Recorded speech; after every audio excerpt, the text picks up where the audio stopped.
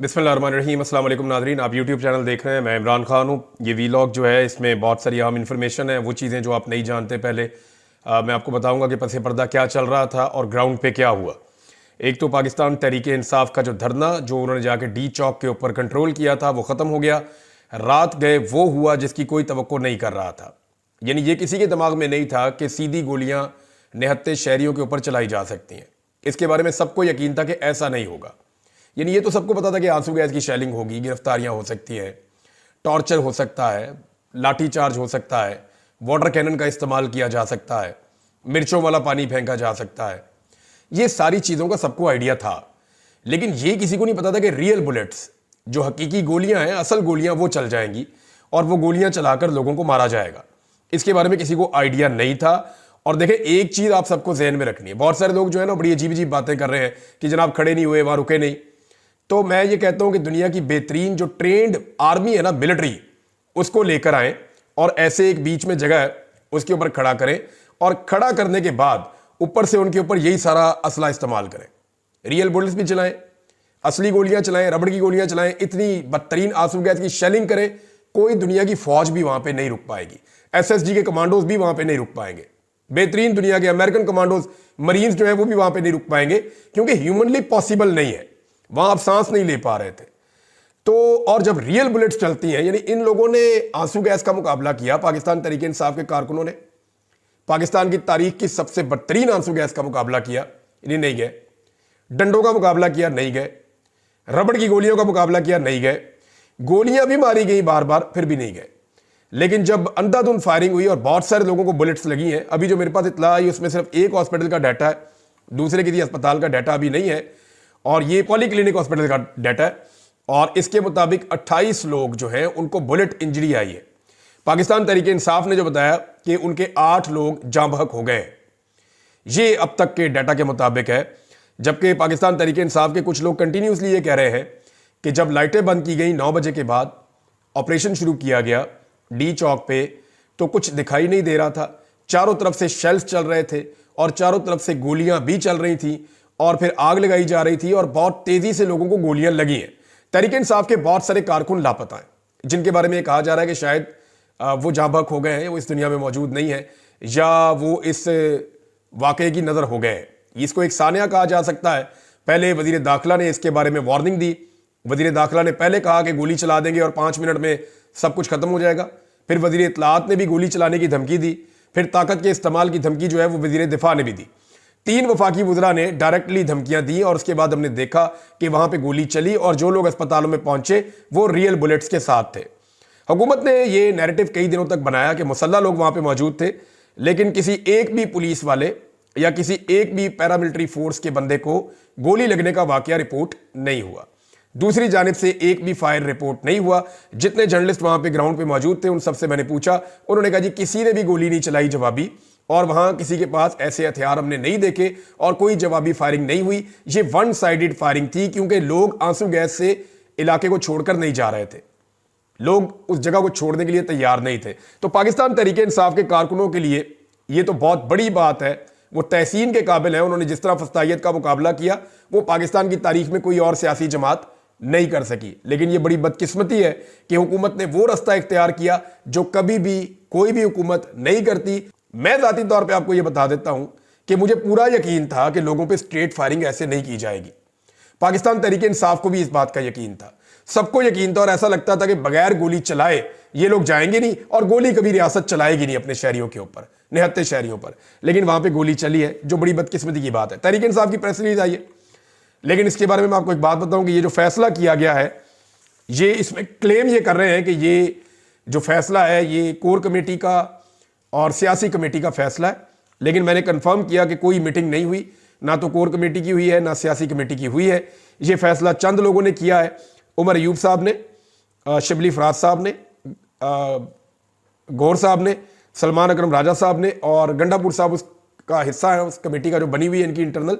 अब गंडापुर साहब का कंफर्म नहीं है, लेकिन इन लोगों ने यह फैसला किया और फिर यह प्रेस रिलीज जारी की गई। प्रेस रिलीज के मुताबिक पाकिस्तान तहरीक इंसाफ की निहत्ते पुरअमन और मुहिब वतन शहरियों के सफ़ाकाना कत्ल और ऑपरेशन के नाम पर इस्लामाबाद में पुरअमन एहतजाज के शुरका के खिलाफ वहशत और बर्बरियत के नंगे मुजाहरे की शदीद अल्फाज में मुजम्मत।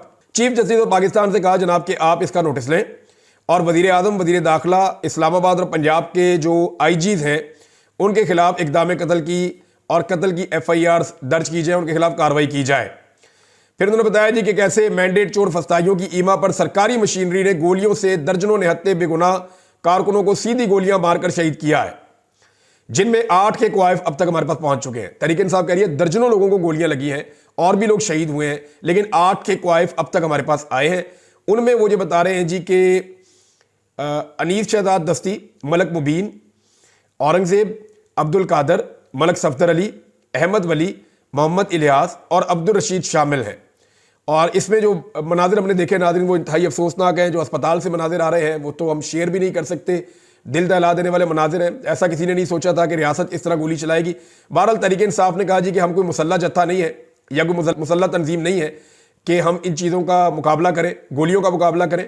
हम पुरअमन शहरी हैं और हम एहतजाज करने के लिए, अपना हक लेने के लिए आ रहे थे और जमहूरी तरीके से आ रहे थे और हमने तमाम सऊबतें, तमाम रुकावटें, तमाम तशद्दुद और वहशियाना बर्बरियत बर्दाश्त की। हमारे कारकुन डी चौक पहुंचे मगर अपने शहरियों के लाशों के अंबार लगाने की हम इजाज़त नहीं दे सकते। 24 करोड़ पाकिस्तानियों को भेड़ बकरियां समझने वाले दरिंदों के लिए शहरियों का कत्ल तफरीह का वसीला हो सकता है, मगर तहरीक इंसाफ पाकिस्तान के अवाम, इसके वसाइल और इसके कौमी मफाद के नगेबान है। अब वज़ीर इत्तलात को मैं सुन रहा था, वो मजाक उड़ा रहे थे लोगों का, यानी वो वहाँ पर लाशें पड़ी हुई है, अस्पतालों में लाशें पड़ी हुई है। तहरीक इंसाफ के लोग कह रहे हैं हमारी लाशें गायब की जा रही हैं और बाद में ये कहा जाएगा जनाब हमें पता ही नहीं है वो बंदा कहाँ गया। तो हमारी लाशें इसलिए गायब की जा रही हैं ताकि जो जाम बहक होने वाले लोग हैं उनकी तादाद को छुपाया जा सके, ये तहरीक इंसाफ के लोगों ने क्लेम किया। अब इस वक्त जो तहरीक इंसाफ का अनाउंस है वो ये कह रहे हैं कि हुकूमती मनसूबे के पेश नज़र पुरअमन एहतजाज की फिल वक्त मनसूखी का हम ऐलान करते हैं। ये जनाब तहरीक इंसाफ ने ऐलान किया है। तहरीक इंसाफ के बहुत सारे लोग इससे पशेमान हैं। बुशरा बीबी, मैं आपको ये बता देता हूँ, मीडिया ने गलत खबरें चलाई कि बुशरा बीबी वहां से चली गई हैं या अली अमीन गंडापुर वहां से चले गए हैं। इस वक्त जो इंफॉर्मेशन आ रही है वो ये है कि ये लोग खैबर पख्तूनख्वा में अब मौजूद हैं सुबह के वक्त। लेकिन रात को 12:30 बजे जो जर्नलिस्ट वहां पे मौजूद थे उनसे मैंने कंफर्म किया, उन्होंने कहा जी 12:30 बजे तक जब सारा मीडिया चला रहा था, कभी कहते थे ये गिरफ्तार हो गई है, कभी कहते थे ये लोग भाग गए, कभी कहते थे ये लोग दामनेको की तरफ चले गए, ऊपर मुनाल की तरफ चले गए, कभी कहते थे ये इस तरफ को निकल गए। तो उस वक्त तक बुशरा बीबी और अली अमीन गंडापुर वहां मौजूद थे और बुशरा बीबी को बड़ा जोर जबरदस्ती से मनाकर वहां से निकाला गया है। जब हालात बहुत ज्यादा खराब हो गए, बिल्कुल अंधेरा हो गया, हर तरफ से गोलियां चल रही थी, लोगों की लाशें गिर रही थी, लोग जो हैं वो जख्मी हो रहे थे, उनको अस्पताल पहुंचाया जा रहा था, बड़े पैमाने पर एम्बुलेंसें वहां पे जो है वो रवाना की गई, वो भी सारे मनाजिर लोगों ने देखे।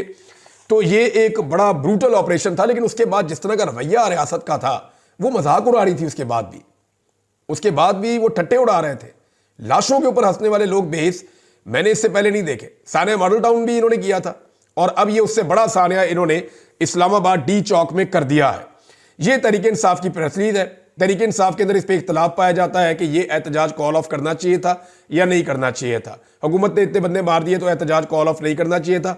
दूसरी तरफ के लोगों का कहना है कि हुकूमत पागल हो चुकी है, लिहाजा हम दोबारा एहतजाज करेंगे, अभी हम इसको रोक रहे हैं।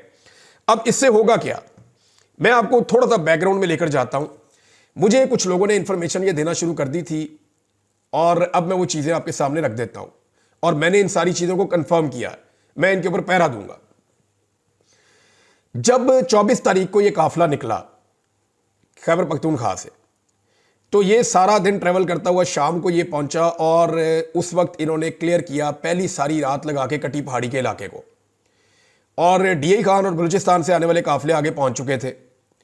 उसके बाद ये काफिले आपस में मिलते हैं अगले दिन, और अगले दिन फिर ये आगे बढ़ते हैं और इस्लामाबाद के अंदर जब दाखिल होते हैं तो वहां पे अली अमीन गंडापुर साहब की गाड़ियां और उनके साथ जो स्क्वाड है वो वहां पे रुक जाता है। और उनसे जब भी कोई जाके कारकुन पूछता है, कोई बात करता है, तो वो ये कहते हैं जी अभी कर रहे हैं, एक मीटिंग चल रही है, बात चल रही है सीएम साहब की, सीएम साहब कोशिश कर रहे हैं, तो एंगेजमेंट चल रही है, तो वहां मुज़ाकरात हो रहे हैं। तो इस किस्म की बातें वहां पे सबको बताई जाती हैं। वहां पे कारकुनों ने शोर मचाना शुरू किया कि हमें आगे जाना चाहिए, आगे बढ़ना चाहिए, रावलपिंडी और इस्लामाबाद हमारा इंतजार कर रहा है। तो बुशरा बीबी ने आगे जाने का फैसला किया। जो अहमद खान न्याजी हैं, जो इमरान खान साहब के रिश्तेदार भी हैं, आपने देखा उनकी सिक्योरिटी भी उनके साथ साथ होते थे, पोनी उन्होंने बांधी होती थी। अहमद खान न्याजी जो है वो अली अमीन गंडापुर साहब के पास जाते हैं और उन्हें कहते हैं कि हमें आगे बढ़ना चाहिए, फौरन आगे जाना चाहिए, बुशरा बीबी को लेकर हमें आगे जाना है। तो उस पर अली अमीन गंडापुर और अहमद खान न्याजी साहब जो हैं वो मुत्तफिक नहीं हो पाते। तो अहमद न्याजी जो है वो आगे बढ़ते हैं और बुशरा बीबी कंटेनर के अंदर सवार थी, तो उन्होंने कहा कंटेनर लेके आगे निकलो। तो जो कंटेनर का ड्राइवर है उसने कंटेनर चलाने से इनकार कर दिया, क्योंकि कंटेनर को जो इंस्ट्रक्शन आती थी वो खैबर पख्तूनख्वा की हुकूमत से आती थी। अब कंटेनर वाला आगे जा ही रहा, बुशरा बीबी कह रही है आगे जाना है, बुशरा बीबी के साथ जो लोग हैं वो आगे जाना चाहते हैं। अली अमीन गंडापुर साहब फैसला नहीं कर रहे और वो गाड़ियां लेकर, अपना स्क्वाड लेकर उस जगह पे जहां मोटरवे से उतर के थोड़ा आगे एक मुकाम है वहां पे आकर खड़े हैं, अब आगे नहीं बढ़ रहे।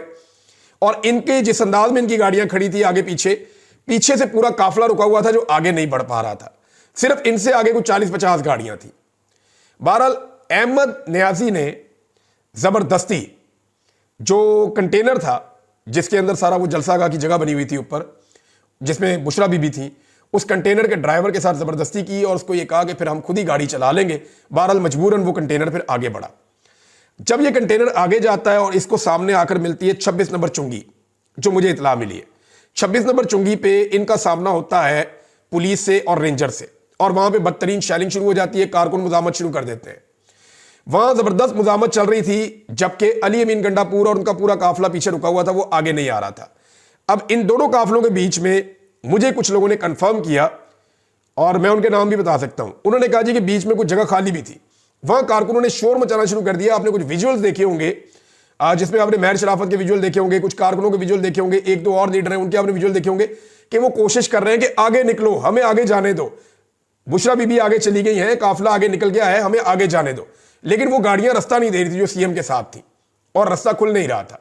तो उस पर कारकुनों ने बाकायदा फिर बाहर थाड़ की, नारेबाजी की, अली अमीन की गाड़ी को धक्के दिए, उसको हाथ मारे, उसको पाँव मारे, और उसके बाद फिर जो है वो गाड़ी थोड़ा सा गाड़ियां आगे हुई तो पीछे से गाड़ियां निकलना शुरू हुई। इतने में बुशरा बीबी और पीछे से अलीमा खान साहबा और उनके साथ कुछ और रावलपिंडी के लोग आए और उन्होंने आके उस तरफ से और बुशरा बीबी के साथ जो लोग थे उन्होंने इस तरफ से ये 26 नंबर चुंगी को खाली करवा दिया। जब ये चुंगी खाली हुई तो कंटेनर्स कारकुनों ने हटाए और काफिला आगे बढ़ गया।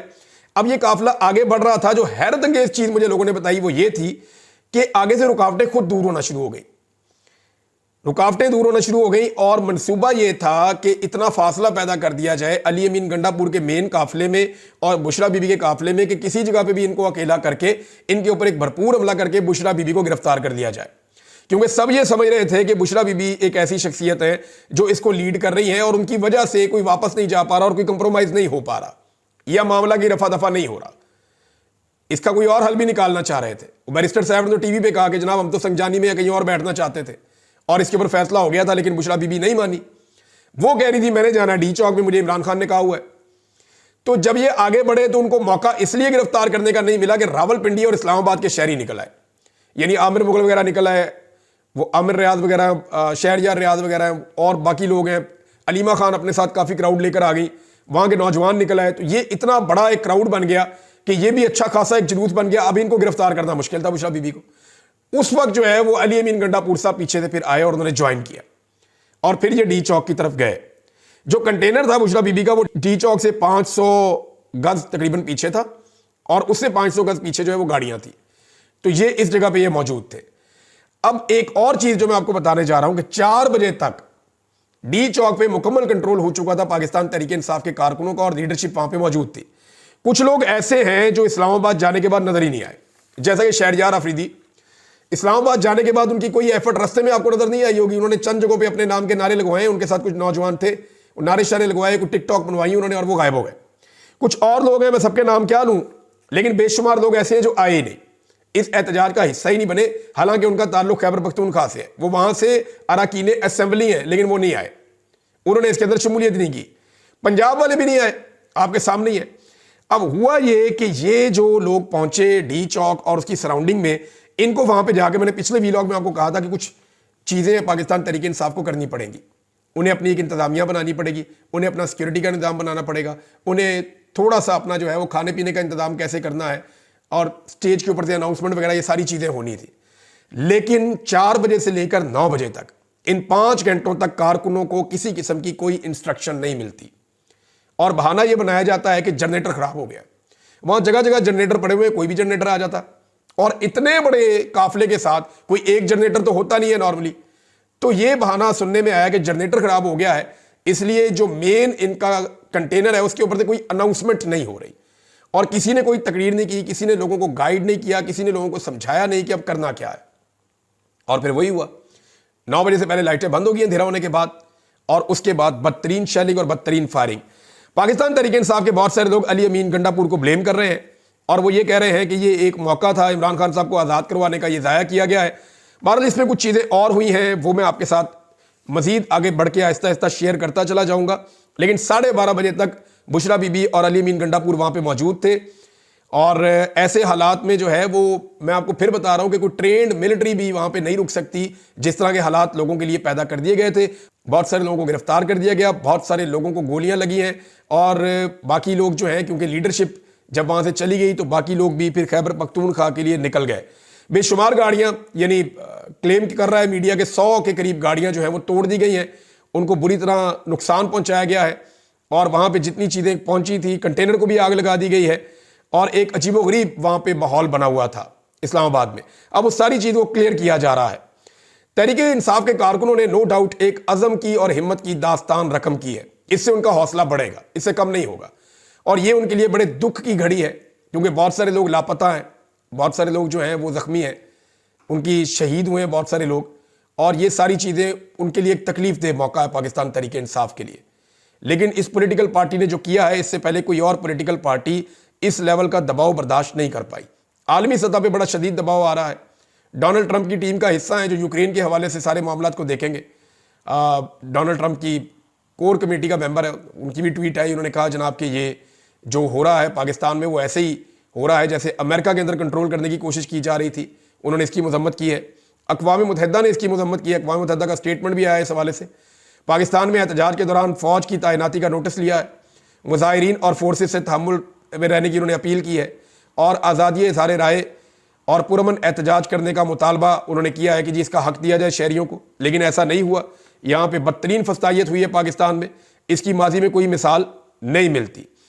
और आलमी मीडिया ने जो इसकी कवरेज की है वो पाकिस्तान का जो मौजूदा रजीम है उसके लिए मुश्किलात में इजाफा करेगी।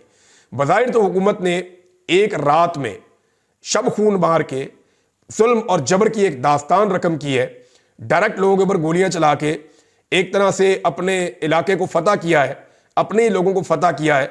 लेकिन ये हुकूमत की बहुत बड़ी शिकस्त है, और आने वाले दिनों में हुकूमत के लिए बहुत सारी मुश्किलात पैदा हो जाएगी।